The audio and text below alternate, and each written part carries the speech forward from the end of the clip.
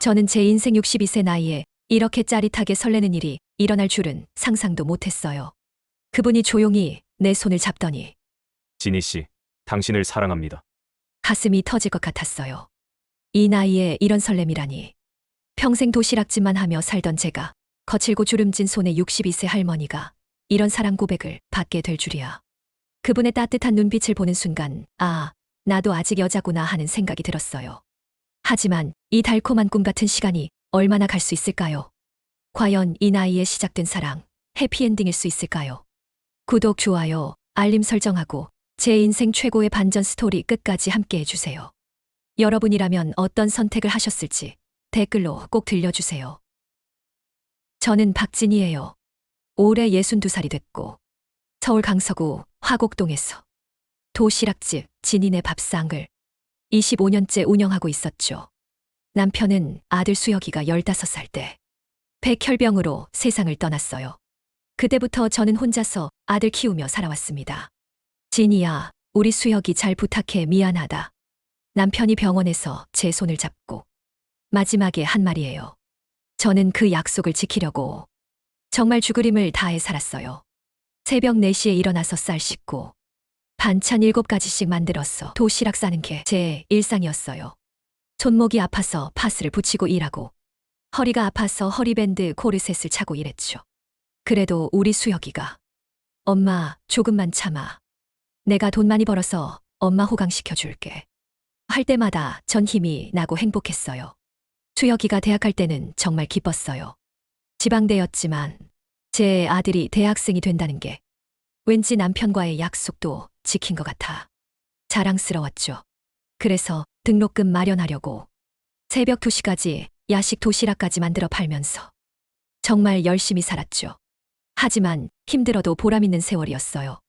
그리고 세월이 흘러 수혁이의 결혼과 첫 손자 준우가 태어났을 때는 그때 기분을 어떻게 표현해야 할까요? 할머니 하고 달려와서 제 품에 안기는 준우를 볼 때마다 그동안의 고생이 다 보상되는 느낌이었어요. 그런데 문제는 수혁이가 잘 다니던 직장을 그만둔 다음부터였어요. 엄마, 나 치킨집 할 거야. 요즘 치킨이 대박이래. 얼른 돈 벌어서 엄마 잘 모실게. 하지만 그렇게 시작했어. 치킨집, 카페, 최근엔 온라인 쇼핑몰까지 하는 사업마다 망했어요. 결혼할 때 어렵게 마련한 전세금 2억을 모두 날렸을 때는 정말 충격이었어요. 엄마, 미안해. 우리 세 식구 갈 곳이 없어. 수혁이가 울면서 말할 때 그런 아들 모습이 마음이 아파서 아무 걱정 말고 흔쾌히 집으로 들어와 함께 살자고 했어요. 혼자 적적하던 저는 아들 가족과 함께 사니 처음엔 든든하고 정말 좋았어요. 그런데 며칠 지나니까 며느리의 태도가 달라지더라고요. 어머니, 저희가 둘 다 일해야 해서요. 준우 좀 봐주실 수 있죠? 너희들이 힘들면 엄마가 도와줘야지. 그때 전 당연하다고 생각했어요. 손자 때문에 도시락집도 영업시간을 줄여서 오후 2시에 일을 빨리 끝내고 집에 오면 준우 간식 주고 빨래하고 저녁 준비하고 처음엔 참을만 했는데 점점 힘들어지기 시작했어요. 특히 며느리와의 갈등이 저를 힘들게 했죠. 어머니, 준우가 다쳤던데 어떻게 된 거예요? 어머니, 이 김치 너무 맵지 않아요? 준우가 매운 거 못 먹는데 이렇게 맵게 하시면 준우를 먹일 수 없잖아요. 어머니, 요즘 육아는 예전과 달라요. 며느리의 차갑고 버르장머리 없는 말 한마디가 가슴에 박혔어요. 25년간 도시락 만들어 팔면서 손님들한테 사장님 반찬은 최고예요 라는 소리만 들었는데 내 집에서 며느리의 말 같지 않은 잔소리만 듣고 있다니 신세가 말이 아니었죠. 거기다 아들 수혁이는 또 어떻고요. 집에 오면 소파에 드러 누웠어. 아, 피곤해 죽겠다. 엄마, 저 좀 쉴게요. 만 반복이에요. 그나마 쉬는 날은 새로운 사업 아이템 찾는다고 하루 종일 핸드폰만 들여다보고 있어요. 어느 날은 제가 끓인 된장찌개를 보고 미경이가 이렇게 말하더라고요. 어머니, 요즘 누가 이렇게 짜게 먹어요? 나트륨 과다 섭취하면 건강에도 정말 안 좋은데 25년간 식당을 한 나에게 건방지게 쓰다 짜다 떠들다니. 그 순간 말도 못하고 정말 서러운 생각이 들었지만 전 큰 소리 나는 게 싫어 꾹 참았습니다. 어느 날은 준우가 이러는 거예요. 할머니, 엄마가 할머니가 해주는 밥은 맛없대. 5살 아이 입에서 나온 말이었지만 한 대 맞은 것처럼 머리가 띵하더라고요. 25년 혼자 살 때도 이렇게 외롭지 않았는데 가족들과 함께 살면서 더 혼자가 된 것 같아 마음이 많이 외로웠어요. 어느 날 저녁, 온 가족이 모여서 밥 먹는데 미경이가 깊은 한숨을 쉬더라고요. 휴, 정말 힘들다. 회사에서도 스트레스 받고 집에 와서도 정신없고. 그때 수혁이가 말했어요. 그러게 엄마한테 좀 제대로 알려줘. 2번 일하지 않게. 너도 힘들고 나도 힘들잖아. 피곤하게 짜증 좀 그만 부려. 하는 거예요. 그 말은 직접 저를 두고 하는 말 같아. 기분이 정말 상했어요. 저는 그 말을 듣는 순간 깨달았어요. 아, 내가 내 집에서 피 없는 짐 취급을 받다니. 그날 밤 잠이 안 와서 한잠도 자지 못했어요.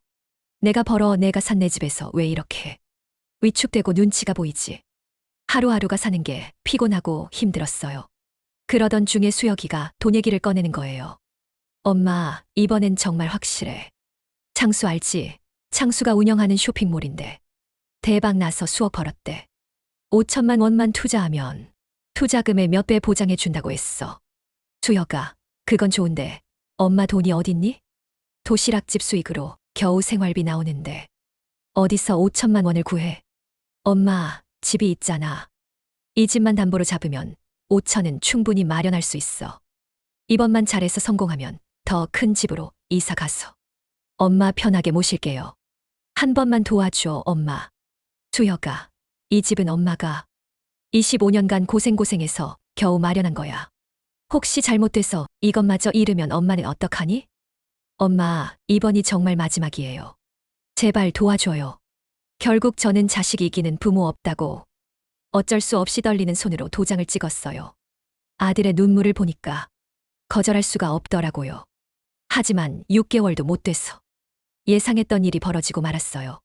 아들은 또 사업에 실패했고 집은 경매로 넘어가 버렸죠. 제가 평생 마련한 집을 이렇게 허무하게 잃게 된 거예요. 집 비우는 날, 저는 마당에서 한참을 울었어요. 25년간 가꿔온 텃밭, 꿈을 가지고 심은 감나무, 모든 게 이제 남의 것이 되어버렸어요. 수혁이가 미안하다며 울었지만 달리 방법이 없었어요. 엄마, 정말 미안해. 내가 다 잘못했어. 엄마, 어쩔 수 없이 우리는 미경이 친정으로 들어가기로 했어요. 불편하겠지만 엄마도 잠깐만 같이 계시다가 빨리 집 구해서 나와요. 하지만 저는 고개를 저었어요. 아니야, 괜찮아. 내 걱정은 하지 마. 명자 아줌마 집에 가면 되니까. 너희들만 들어가서 잘 살아. 엄마, 그래도. 수혁아, 엄마 걱정 말고. 내 가족이나 잘 챙겨. 이제 정말 정신 똑바로 차리고 살아야 한다. 저까지 며느리 친정집에 들어간다는 건 말이 안 되는 생각이고 또 거기까지 가서 눈치 보며 살고 싶지 않았어요. 차라리 혼자 있는 게 나을 것 같았죠. 결국 친구 윤명자한테 전화를 걸었어요. 영자야, 미안한데 나 좀 도와줘. 집을 잃어서 갈 데가 없어. 아이고, 진이야. 무슨 일이니? 일단 우리 집으로 와. 천천히 얘기해보자. 영자는 고맙게도 흔쾌히 승낙해줬어요. 캐리어 하나에 옷까지 몇 벌 넣고 명자네 등촌동 집으로 들어갔어요. 50년 지기 친구 앞에서 모든 걸 털어놨죠. 영자가 제 손을 잡고 말했어요. 진이야, 내 나이에 새로 시작하는 게 쉽지 않겠지만 힘내. 여기서 부담 갖지 말고 편하게 지내. 이렇게 전 명자 집에서 지내면서 막막한 앞날을 생각하니 아무래도 빨리 일자리를 얻어야 할 것 같았어요. 그래서 명자에게도 부탁하고 아는 사람들에게 연락하며 일자리를 찾아보고 있었어요. 그러던 중 며칠 후 명자가 좋은 소식을 가져왔어요. 진이야, 한남동에 혼자 사는 전직 대기업 임원이 있는데 가정부 구한다더라. 넌 요리도 잘하고 살림도 잘하니까 딱 맞을 것 같은데. 한남동, 내가 할 수 있을까? 거기다 부촌이라 전문적인 사람을 구할 텐데. 무슨 소리야. 너 25년간 도시락 만든 실력이면 어디서든 통해. 게다가 월급도 엄청 많이 준대. 명자가 종이에 주소를 적어줬어요. 진이야, 한번 가봐. 생각보다 좋을 수도 있잖아. 이 기회에 새로운 일에 도전해보는 거지 뭐. 62세에 시작하는 저의 새로운 인생이 이렇게 시작됐습니다. 저는 떨리는 마음으로 한남동 언덕길을 올라갔어요. 골목마다 고급 외제차들, 끝이 보이지 않게 긴 담장 너머로 보이는 정원들. 완전히 다른 세상이었죠. 내가 여기서 일을 할 수 있을까? 주소를 찾아 도착한 곳은 짙은 회색 대문에 정지석이라는 문패가 걸려 있었어요. 초인종을 누르기 전에 긴장된 마음으로 손거울을 꺼내 얼굴을 봤어요. 추수한 검정 블라우스, 단정하게 묶은 머리. 진이야, 할 수 있어. 스스로에게 말했어요. 마음을 굳게 먹고 떨리는 손으로 초인종을 눌렀어요. 누구세요? 스피커에서 낮은 목소리가 들렸어요. 가정부로 오기로 한 박진입니다. 들어오세요. 문이 열렸어요. 마당을 지나 현관에 도착했는데 집주인인 정지석 씨가 기다리고 있었어요. 회색 스웨터에 검정 바지. 키 큰 60대 중반 남성. 첫인상이 외모는 중후하고 품이 있었지만 말붙이기가 어려운 차가운 남자였어요. 가정도우미로 오시기로 한 박진희 씨 맞으시죠? 하지만 목소리는 생각보다 부드러웠어요. 네, 맞습니다. 들어오시죠. 현관에서 신발을 벗는데 손이 살짝 떨리더군요. 집 안에 들어서니 거실이 한눈에 들어왔어요. 깔끔하고 심플한 인테리어.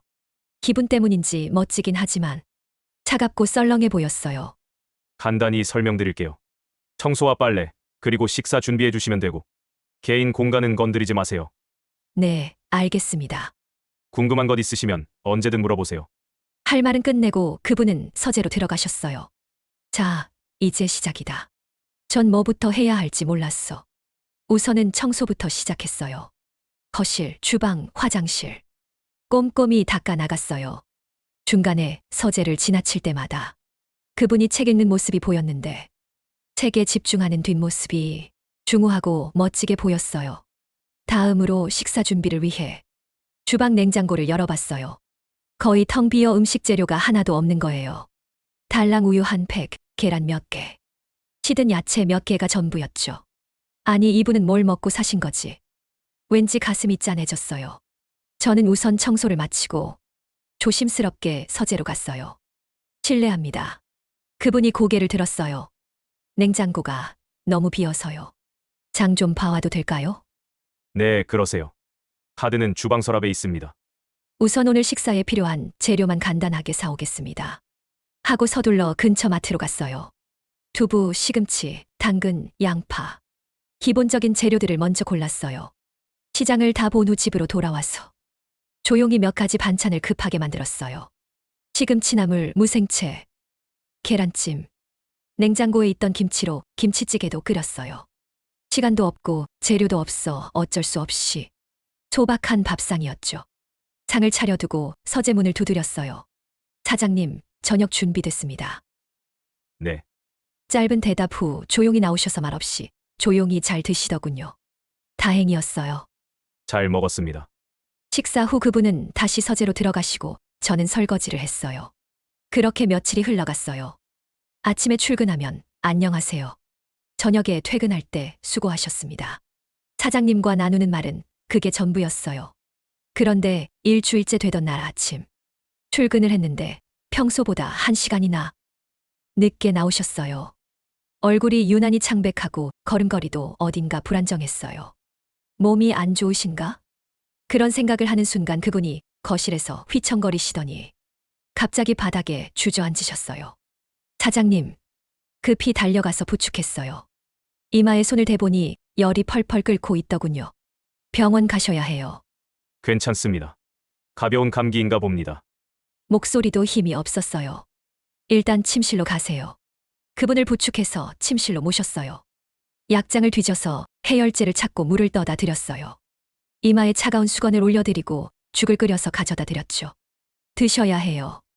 말없이 몇 숟가락 드셨어요. 아픈 사람을 혼자 둘 수가 없었어. 그렇게 3일을 게스트룸에서 자며 간병했어요. 약 챙겨드리고 죽 끓여드리고 열 체크하고 3일 정도 지나니 간신히 좋아지시더라고요. 고맙습니다. 짧지만 진심이 담긴 목소리였어요. 이제 좀 좋아지셨어요? 네, 그분이 거실을 둘러보시더니 고개를 끄덕이셨어요. 잠시 침묵이 흘렀어요. 평소 같으면 서재로 들어가실 시간이었는데 오늘은 거실에 그대로 앉아 계시더군요. 시계를 보니 저녁 시간이었어요. 주방에서 된장찌개를 끓이고 생선구이를 해서 정성스럽게 상을 차렸어요. 사장님, 저녁 준비됐습니다. 그분이 일어나 주방으로 오셨어요. 차려진 상을 잠시 보시더니 같이 드시죠. 간결하지만 따뜻한 말씀이었어요. 저는 괜찮습니다. 라고 말씀드렸지만 이렇게 정성스럽게 차려놓고 혼자 먹긴 아까운데요. 같이 하시죠. 자꾸 거절하기 어려워. 전 결국 마주 앉게 됐어요. 된장찌개를 한 숟가락 떠드시더니 눈을 감으셨어요. 이런 맛 정말 오랜만이네요. 이런 말을 다 하시고 예전과는 뭔가 달라진 느낌이 들었어요. 입에 맞으시나요? 어머니가 끓여주시던 그 맛이에요. 그분의 눈가에 그리움이 스쳤어요. 언제 돌아가셨어요? 10년도 더 됐죠. 그 이후로는 이런 집밥을 먹어본 적이 없어요. 마음이 짠해졌어요. 박진희 씨는 가족과 함께 사시나요? 그분이 조심스럽게 물어보셨어요. 남편은 오래전에 세상을 떠났고 아들이 하나 있어요. 그러셨군요. 혼자 지내시기 힘드셨겠어요. 처음엔 힘들었지만 지금은 괜찮아요. 이젠 익숙해졌어요. 저도 마찬가지예요. 혼자 사는 게 편하다고 생각했는데 이번에 아파보니 누군가의 따뜻한 손길이 이렇게 고마운 줄 몰랐습니다. 그분이 미소를 지으셨어요. 처음 보는 따뜻한 미소였어요. 앞으로도 이렇게 식사 준비해 주시면 됩니다. 네, 알겠습니다. 그리고 시간 되실 때 가끔 함께 드시죠. 혼자 먹는 것보다 훨씬 맛있네요. 그 말에 가슴이 따뜻해졌어요. 며칠이 지나면서 우리만의 습관이 생겼어요. 아침엔 간단한 국과 반찬, 점심엔 도시락 스타일로, 저녁엔 조금 더 정성스럽게. 그분은 항상 고마워하셨어요. 진희 씨 덕분에 건강해진 것 같아요. 어느 날 그분이 물어보셨어요. 혼자 일하시기 힘드시지는 않으세요? 가끔은요. 하지만 괜찮아요. 이렇게 제 힘으로 일할 수 있다는 게 즐거워서요. 그분의 얼굴이 밝아졌어요. 오늘은 뭐 드시고 싶은 거 있으세요? 해주시는 건 뭐든 맛있습니다. 그래도 뭔가 특별히 드시고 싶은 게. 그럼 함께 장 보러 갈까요? 오랜만에 직접 보고 골라보고 싶네요. 생각지도 못한 갑작스런 그분의 제안에 이유 없이 가슴이 두근거렸어요. 마트에서 이것저것 고르면서 자연스럽게 대화를 나눴어요. 이 고등어가 싱싱해 보이네요. 그래요? 저는 전혀 모르겠는데요. 25년 해본 경험이죠. 그분이 웃으셨어요. 근데 처음 본 미소가 왜 이렇게 마음을 설레게 하는지 모르겠더라고요. 그날부터 달라졌어요. 저녁을 준비할 때 그분이 서재문을 살짝 열어두시더라고요. 요리하는 제 모습을 슬쩍슬쩍 보시는 것 같았어요. 눈이 마주치면 바로 시선을 피하셨지만요. 어느 날은 제가 높은 곳에서 그릇을 꺼내려다 비틀거렸는데 어느새 뒤에서 받쳐주고 계셨어요. 조심하세요. 짧은 한마디였지만 가슴이 두근거렸어요. 또 어느 날은 제가 무거운 쌀포대를 옮기려 하자 말없이 옮겨주시더라고요. 감사합니다. 대답 대신 고개만 끄덕이셨어요.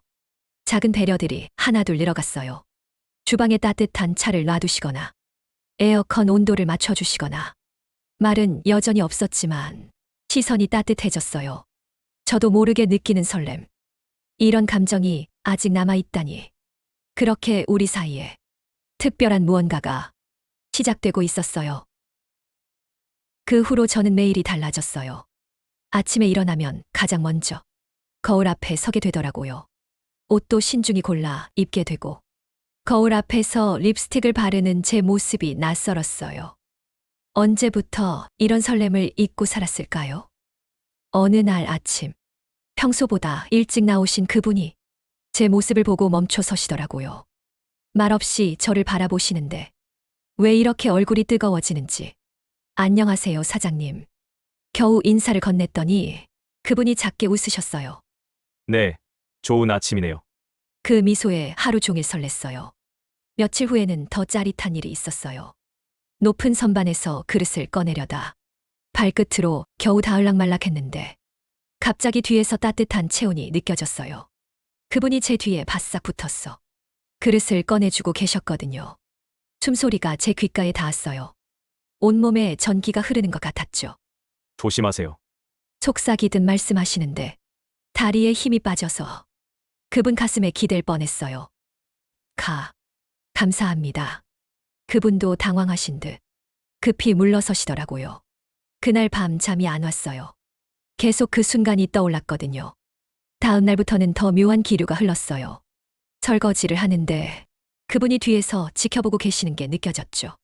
고개를 돌리면 급히 시선을 피하시고 저녁 식사 때는 자꾸 눈이 마주쳤어요. 서로 어색하게 웃고 돌아보고 어느 날 저녁 그분이 조심스럽게 말씀하셨어요. 진희 씨, 함께 산책 한번 하실까요? 깜짝 놀랐어요.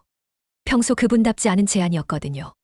밤 공기가 차가웠는데 왜 이렇게 가슴이 뜨거운지 인적이 드문 조용한 골목길을 걸으며 서로 말이 없었어요. 그런데 그 침묵이 오히려 더 설레었어요. 가로등이 깜빡이는 모퉁이에서 저는 그만 발을 헛디뎠어요. 넘어질 뻔한 순간 그분이 급히 저를 붙잡으셨어요. 가까워진 거리, 마주친 눈빛. 그 순간 그분이 갑자기 제 입술에 키스하셨어요. 부드럽고 따뜻한 감촉. 키스가 끝나고 서로 놀란 듯 바라봤어요. 죄송합니다. 저도 모르게. 그분이 당황하며 말씀하시는 모습이 오히려 더 설레더라고요. 다음 날 출근했는데 그분이 진지한 표정으로 기다리고 계셨어요. 진희 씨. 네, 저 진희 씨를 좋아합니다. 그 말에 가슴이 터질 것 같았어요. 62세에 시작하는 새로운 사랑. 그렇게 우리는 자연스럽게 연인이 되었죠. 생각지도 못한 달콤한 시간에 우린 정말 행복했어요. 며칠 후 그분이 고백하셨어요. 진희 씨, 아예 여기서 살지 않을래요? 여기서요? 남의 눈도 있는데 그건 좀. 매일 헤어지기 싫어요. 계속 함께 있고 싶어요. 처음엔 많이 망설였지만 저 또한 그분과의 함께하는 시간을 잃고 싶지 않아 승낙하고 말았죠. 우린 그렇게 동거가 시작됐어요. 첫날 밤 침실에서 그분이 조심스럽게 물어보셨어요. 진희 씨, 괜찮으세요? 네, 괜찮아요. 그분의 손이 내 어깨를 감쌌어요. 오랜만에 느끼는 남자의 온기.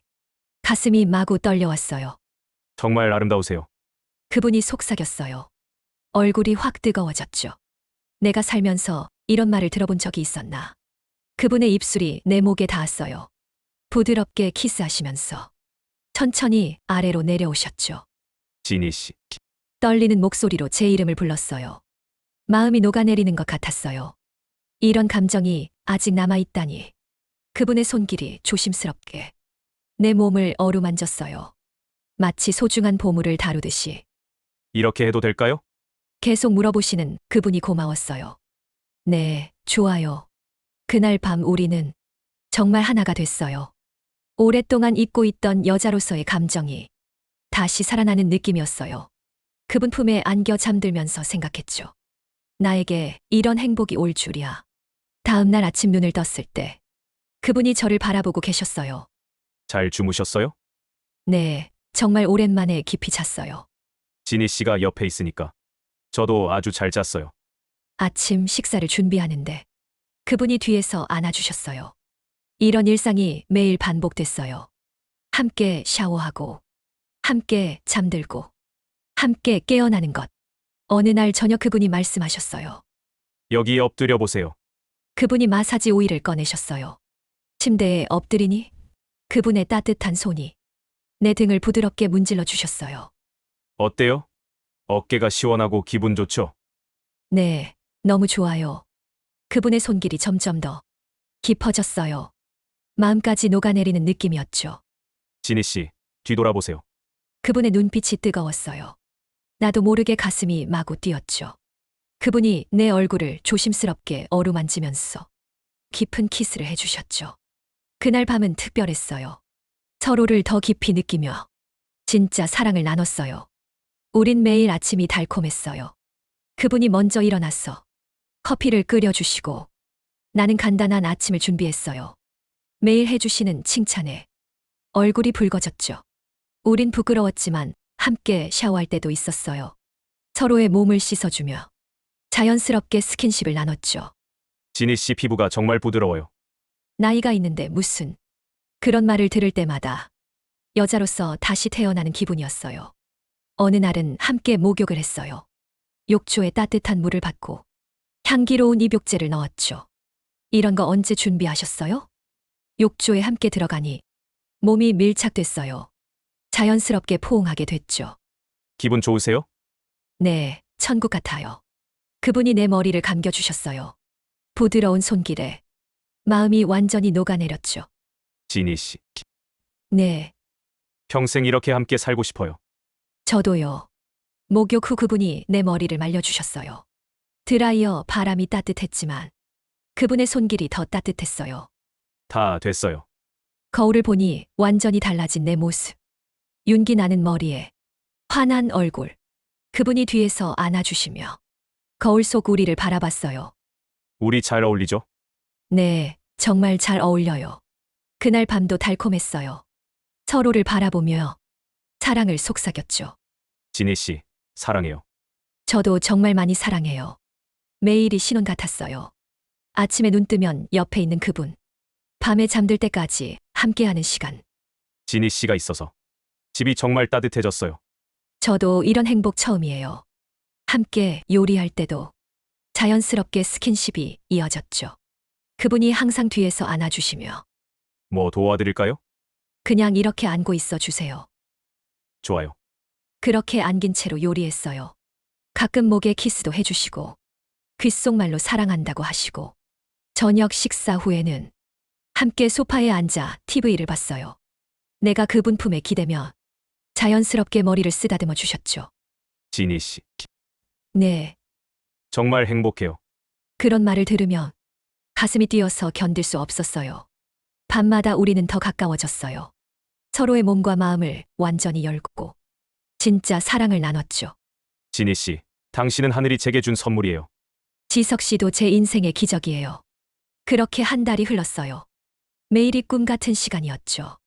아침에 일어나면 함께 커피를 마시고, 낮에는 함께 집안일을 하고, 저녁에는 함께 산책을 나가고, 밤에는 함께 사랑을 나눴어요. 지니 씨, 우리 정말 행복하죠? 네, 정말 행복해요. 이런 날들이 영원했으면 좋겠어요. 그럴 거예요. 그때는 정말 그럴 줄 알았어요. 이 완벽한 행복이 계속될 줄. 하지만 그 행복한 시간도 끝이 있었어요. 어느 날 오후 초인종이 울렸을 때 우리의 달콤한 일상에 먹구름이 들이오기 시작했죠. 그날 오후 지석 씨가 말씀하셨어요. 지니 씨, 잠깐 대학에 다녀올게요. 강연 자료를 가져와야 해서요. 네, 다녀오세요. 저녁 준비해서 기다릴게요. 고마워요. 그분이 나가신 지 2시간쯤 지났을까요? 초인종이 울렸어요. 지석 씨가 벌써 다녀오셨나? 문을 열었는데 처음 보는 여자가 서 있었어요. 40대 후반쯤 되어 보이는 단정하게 차려입은 여성. 얼굴에 미소를 띠고 있었어요. 분위기는 차가웠지만 상당한 미인이었어요. 안녕하세요. 네, 안녕하세요. 누구세요? 저 오연주라고 해요. 혹시 지석 씨 계세요? 아, 지금 외출하셨는데요. 아, 그렇구나. 그럼 들어가서 기다릴게요. 뭔가 자연스러워서 거절하기 어려웠어요. 네, 들어오세요. 고마워요. 오현주가 거실에 들어와서 주변을 둘러봤어요. 여기 참 깔끔하네요. 감사합니다. 혹시 가정부세요? 네, 그렇습니다. 아, 그러시구나. 그런데 이상하네요. 뭐가요? 지석 씨가 가정부 쓴다는 얘기를 안 했거든요. 그 말에 살짝 긴장했어요. 언제부터 일하셨어요? 석 달 정도 됐어요. 오현주가 소파에 앉더니 다리를 꼬았어요. 그런데 보통 가정부는 낮에만 오지 않나요? 지금 저녁 시간인데 아직 계시네요. 점점 날카로워지는 질문에 마음이 불편해졌어요. 저녁 준비를 해드리고 있어서요. 오현주가 냉장고 쪽을 보더니 일어났어요. 물 한 잔만 주실 수 있어요? 네, 잠시만 기다리세요. 냉장고를 열었는데 오현주가 뒤에서 말했어요. 와, 반찬이 정말 많네요. 이걸 다 누가 만드셨어요? 제가 만들었어요. 지석 씨가 이번엔 가정부를 잘 드렸네요. 물을 따라주면서 점점 이상한 기분이 들었어요. 그런데 실례지만 성함이 어떻게 되세요? 박진희입니다. 박진희 씨, 나이는 어떻게 되세요? 예순둘입니다. 아, 그러시구나. 오현주가 물을 마시면서 나를 유심히 봤어요. 그런데 박진희 씨, 혹시 여기서 주무세요? 네, 아, 너무 늦은 시간이라서요. 집이 멀면 위험하잖아요. 아, 네, 가끔. 가끔이요? 오현주의 눈빛이 변했어요. 그럼 어디서 주무시는데요? 그게 설마 안방에서? 얼굴이 빨개졌어요. 아, 정말이네요. 오현주가 일어나서 침실 쪽으로 걸어갔어요. 잠깐 거기는 어머, 이거 완전. 침실을 보더니 오현주의 표정이 완전히 바뀌었어요. 박진희 씨, 이게 뭐예요? 화장대 위에 놓인 내 화장품들을 가리켰어요.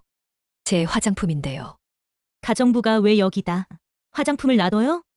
그게 그리고 이건 뭐고요?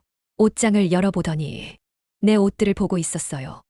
이 옷들도 다 당신 거예요? 네, 박진희 씨, 오현주가 나를 똑바로 봤어요. 혹시 지석 씨랑 동거해요? 그냥 일하는 사이예요. 일하는 사이가 여기서 살아요? 대답 안 하시네요. 오현주가 다시 거실로 나와서 소파에 앉았어요. 박진희 씨, 앉으세요. 마지못해 앉았어요. 저 자기소개를 다시 할게요. 저 정지석 아내 오현주예요. 심장이 쿵 떨어졌어요. 아내요? 네, 법적으로 부부예요.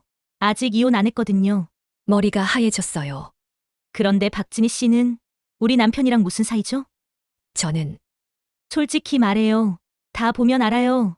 오현주의 목소리가 차갑게 변했어요. 여기서 살고 있는 거 맞죠? 그리고 우리 남편이랑 그렇고 그런 사이고요. 얼굴이 화끈 달아올랐어요. 박진희 씨, 나이가 어떻게 되신다고 했죠? 62. 62이나 먹어서 남의 남편이랑 이런 짓을 해요? 그 말이 가슴을 찔렀어요. 지석 씨가 이혼하셨다고. 이혼 안 했어요. 우리 잠깐 별거 중일 뿐이에요. 그러니까 당신이 불륜녀라는 소리죠. 눈물이 핑 돌았어요. 박진희 씨, 거울 좀 보세요. 뭐라고요? 자신이 어떻게 생겼는지 한번 보라고요. 오현주가 일어나서 내 앞에 섰어요. 62세의 주름투성이 얼굴로 무슨 연애를 한다는 거예요? 나이가 많다고 사랑 못하는 건 아니에요. 사랑? 오현주가 비웃었어요. 할머니가 사랑? 정말 웃기네요. 저는 할머니 아니에요. 아니긴요. 손자도 있으면서. 어떻게 그걸 알고 있을까요? 놀랐어요? 저 다 알아봤거든요. 뭘 알아보셨다는 거예요? 박진희 씨 신상정보 말이에요. 오현주가 소파에 앉더니 다리를 꼬았어요. 25년 도시락집 하다가 아들 사업 실패로 집 날리고 친구 집에 얹혀 살다가 여기 온 거 맞죠? 숨이 막혔어요. 어떻게, 사람 좀 썼죠? 우리 남편 주변에 수상한 여자가 있다는 소문을 들어서요. 정말로 다 알고 온 거였어요. 그런데 설마 이런 할머니일 줄은 몰랐네요.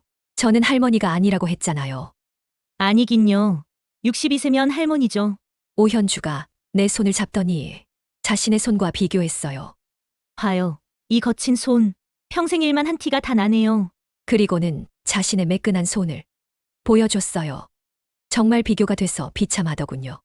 박진희 씨, 현실을 좀 보세요. 우리 남편은 서울대 출신에 대기업 임원으로 평생 산 사람이에요. 그게 그렇게 중요한가요? 중요하죠. 강남에 30억짜리 집도 있고 주식도 수십억 갖고 있어요. 부자라는 말이에요. 오현주가 자랑스럽게 말했어요. 그런데 당신은 뭐예요? 일개 가정부일 뿐이잖아요. 돈이 전부는 아니에요. 돈이 전부가 아니긴요. 그런 소리는 돈 있는 사람이 하는 거예요. 박진희 씨, 정말 순진하시네요. 우리 남편이 당신을 진짜 사랑할 거라고 생각해요? 착각하지 말아요. 동정심이에요, 동정심. 그 말이 가슴을 후벼 팠어요. 우리 남편은 원래 마음이 약해요. 불쌍한 사람 보면 도와주고 싶어 하거든요. 말이 너무 심하네요. 인정해요. 집 잃고 갈 데 없는 할머니가 불쌍해서 좀 인정을 베푼 거예요. 지석 씨는 저를 사랑해요. 증명할 수 있어요. 오현주가 승리한 듯 웃었어요. 그 사람은 당신 같은 사람이랑 결혼할 생각이 없어요. 눈물이 흘렀어요. 박진희 씨, 이제 현실을 받아들이세요. 당신은 그냥 불쌍한 가정부였고 우리 남편은 동정심으로 도와준 거예요. 그이가 왜 저에 대해 이혼했다고 거짓말을 했을까요? 정말 그랬어요. 지석 씨는 전 저와 이혼했고 그 이후엔 한 번도 얘기를 한 적이 없었어요. 자, 이제 짐 싸세요. 뭐라고요? 나가라고요. 여기는 우리 집이니까. 지석 씨 오실 때까지 기다렸다 나갈게요. 기다리긴 뭘 기다려요. 이미 저한테 연락 왔어요. 뭐라고요? 우리 다시 합치기로 했거든요. 세상이 무너지는 것 같았어요. 거짓말이에요. 거짓말이 아니에요. 좀 복잡한 부부싸움이었을 뿐이에요. 오현주가 내 가방을 던져줬어요. 빨리 짐 싸요. 떨리는 손으로 짐을 쌌어요. 3개월간의 행복했던 추억들을 가방에 담으면서 박진희 씨, 문 앞에서 오현주가 마지막으로 말했어요. 앞으로는 분수를 알고 사세요. 그리고 이런 부끄러운 일 다시는 하지 마세요. 그 나이에 이런 짓을 하다니 정말 창피한 줄 알아요. 그 말들이 가슴을 찔렀어요. 그럼 안녕히 가세요. 문이 쾅 닫혔어요. 한남동 언덕길을 내려가면서 눈물이 멈추지 않았어요. 또 이렇게 모두 잃고 말았구나. 지석 씨가 나를 속이다니. 3개월간의 달콤했던 시간이 모두 거짓말이었을까요? 정말 나는 그냥 불쌍한 가정부였을 뿐일까요? 명자네 집으로 다시 돌아왔어요. 캐리어 하나 끌고 초라한 모습으로. 진이야, 무슨 일이야? 얼굴이 왜 이래?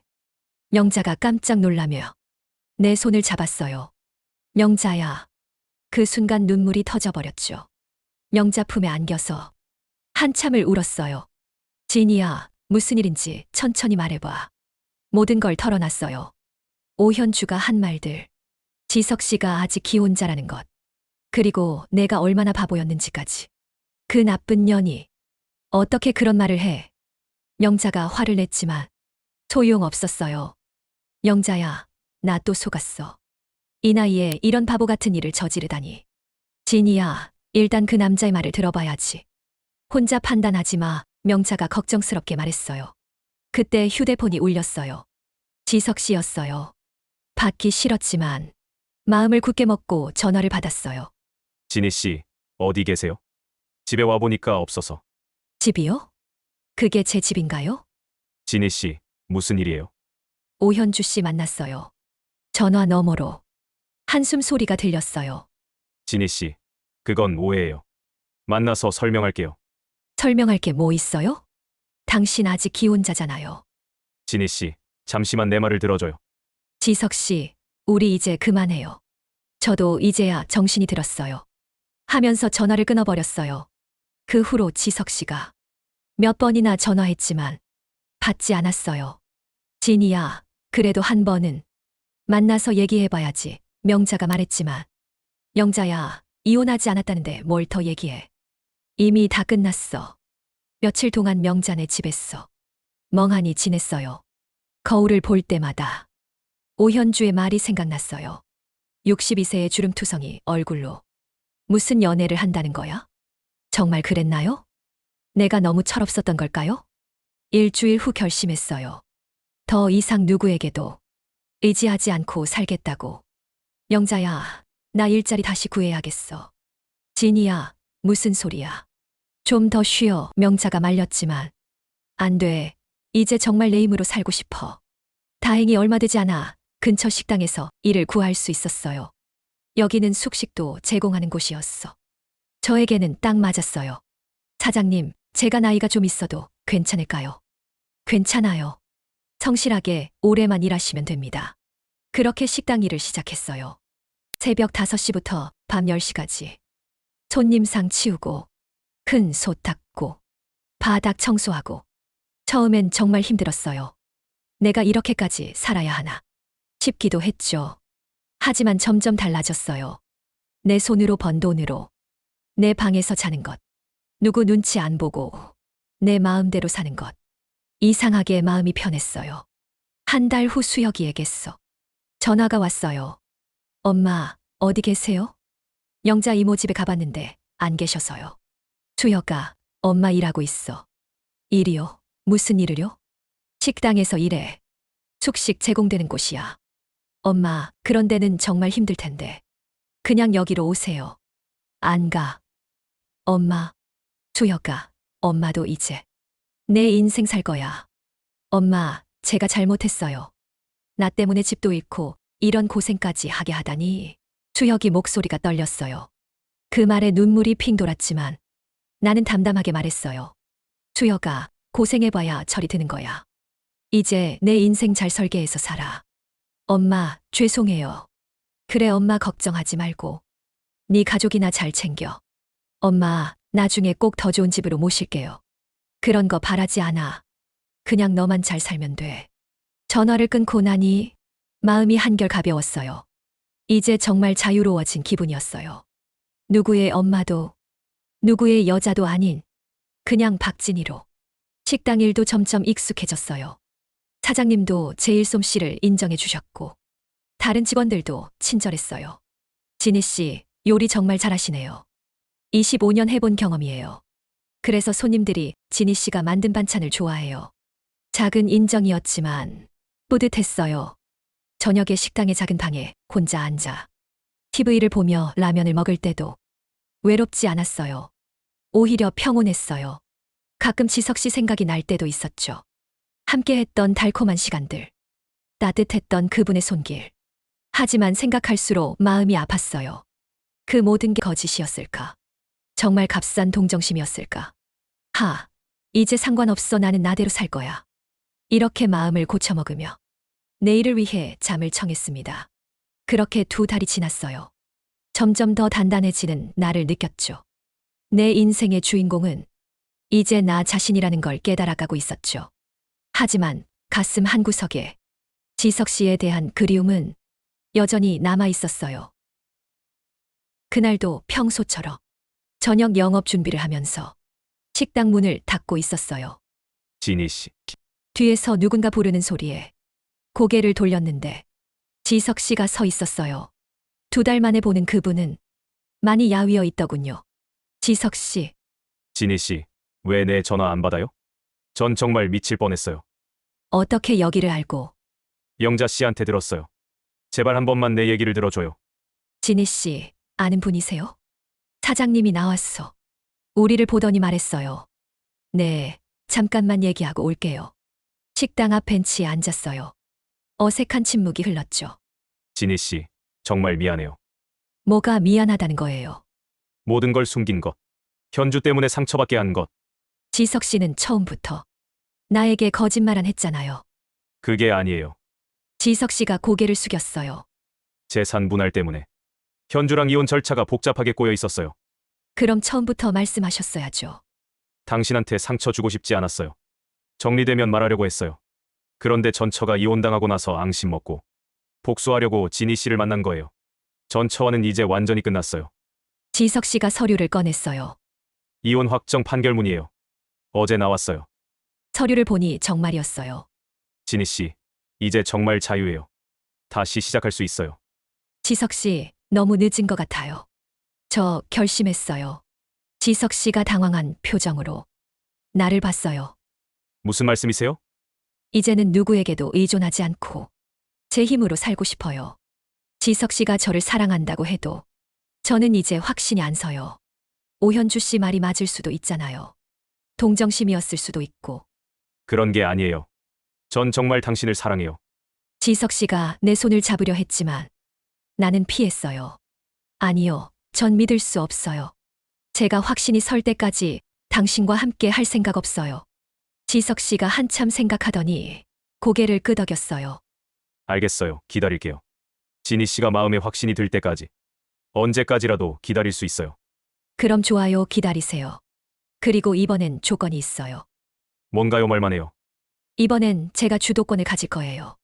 제가 원하는 방식으로 천천히 시작하고 싶어요. 좋아요. 그리고 그 이상은 저에게 바라지 마세요. 저는 아직 준비가 안 됐어요. 네, 알겠어요. 진희 씨, 기회만 준다면 얼마든지 기다릴게요. 고마워요. 저는 지석 씨가 돌아가는 뒷모습을 보며 생각했어요. 이번엔 정말 달라요. 내가 선택하는 거예요. 내가 원하는 조건으로 62세에 찾은 진짜 주도권. 이제 내 인생은 정말 내가 결정하는 거예요. 앞으로 어떤 답을 할지 나도 아직 모르겠어요. 하지만 이제는 확실해요. 무엇을 선택하든 그건 온전히 내 결정이라는 걸. 일주일 후 저는 지석 씨에게 연락했어요. 다시 시작해 보겠다고. 하지만 제 조건대로 천천히 하겠다고. 6개월이 흘렀어요.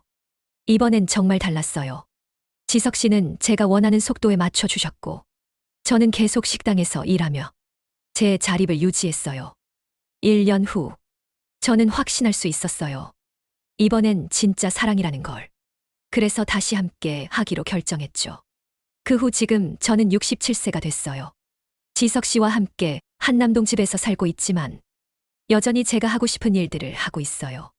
근처 복지관에서 요리 봉사도 하고 가끔은 옛날 도시락집 동료들과 만나기도 해요. 돌이켜보면 참 많은 일들이 있었어요. 62세에 모든 걸 잃었을 때는 정말 절망적이었죠. 25년간 지켜온 집도, 믿었던 아들도, 그리고 나중에는 사랑까지도 모두 잃는 것 같았어요. 그때는 몰랐어요. 그 모든 상실이 저를 더 단단하게 만들어 줄 거라는 걸. 혼자 서는 법을 가르쳐 줄 거라는 걸. 식당에서 일하며 처음으로 깨달았어요. 누구의 엄마도 누구의 여자도 아닌 그냥 박진희로 사는 게 이렇게 자유로운 일인지, 내 손으로 번 돈으로 내 방에서 자는 게 이렇게 당당한 일인지, 오현주가 저에게 했던 그 모든 모욕적인 말들도 이제는 상처가 되지 않아요. 오히려 고마워요. 그 말들이 저를 깨우쳐 줬거든요. 다른 사람의 시선에 맞춰 사는 게 얼마나 허무한 일인지 말이죠. 62세에 시작한 사랑이 부끄럽다고 생각했던 때도 있었어요. 하지만 지금은 알아요. 사랑에는 나이가 없다는 걸. 중요한 건 얼마나 진심으로 서로를 아끼느냐 하는 거죠. 지석 씨와 저는 이제 진짜 동반자가 됐어요. 서로에게 의존하는 게 아니라 서로를 존중하며 함께 걸어가는 사람들이요. 이런 관계가 가능하다는 걸 67세에 와서야 알게 됐어요. 아들 수혁이도 많이 달라졌어요. 정말 철이 들었다고 해야 할까요? 이제는 제게 의존하려 하지 않고 자신의 가족을 책임지며 살고 있어요. 매일 아침 눈을 뜰 때마다 감사해요. 이 나이에 이런 평온함을 느낄 수 있다는 게 옆에서 잠들어 있는 지석 씨를 보며 생각해요. 인생의 후반부에 이런 동반자를 만날 수 있었어. 정말 행운이라고. 함께 아침을 준비하고 함께 산책을 하고 때로는 조용히 책을 읽으며 보내는 시간들. 이런 평범한 일상이 이렇게 소중할 줄 몰랐어요.